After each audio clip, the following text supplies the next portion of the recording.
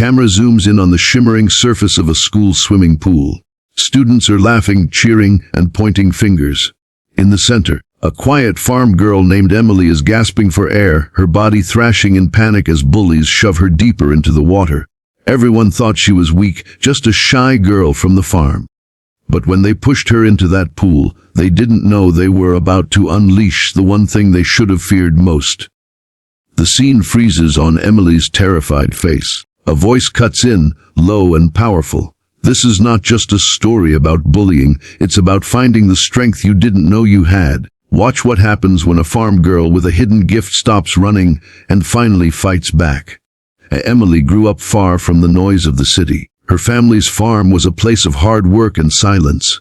Early mornings feeding animals, long afternoons hauling hay, and quiet evenings under the stars. She was soft-spoken, humble, and always kept to herself at school. But that silence made her a target.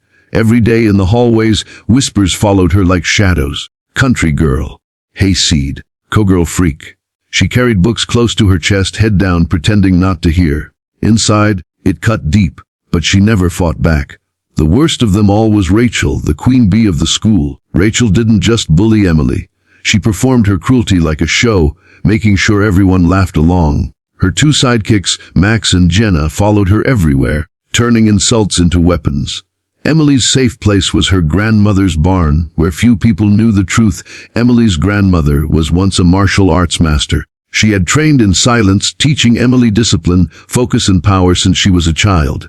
The farm girl who looked weak was, in fact, a prodigy, her movements precise, her strength hidden behind years of restraint. But Emily never wanted to use it. Fighting meant becoming like the bullies. She just wanted peace, until the day of the pool. It was supposed to be a normal afternoon in gym class. The pool echoed with laughter, splashing, and teenage chaos. Emily stood at the edge, uncomfortable in her swimsuit, when Rachel smirked.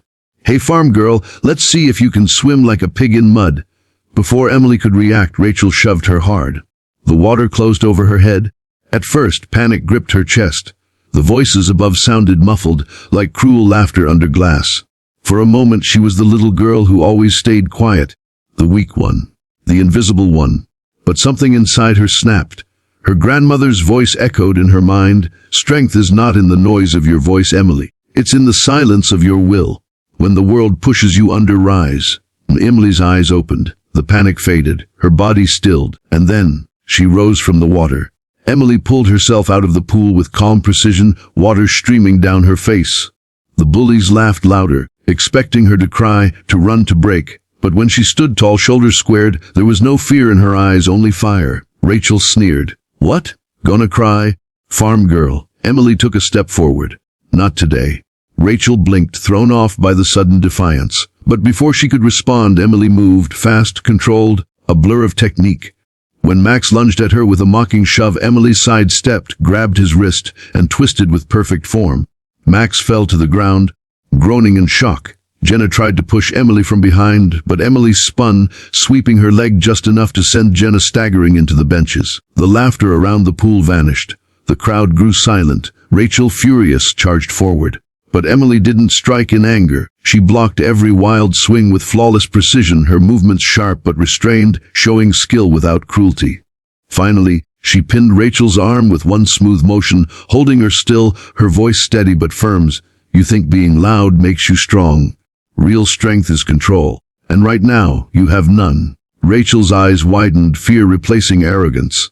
For the first time, she couldn't hide behind her laughter. Emily let go, stepping back. She didn't hurt them. She didn't need to.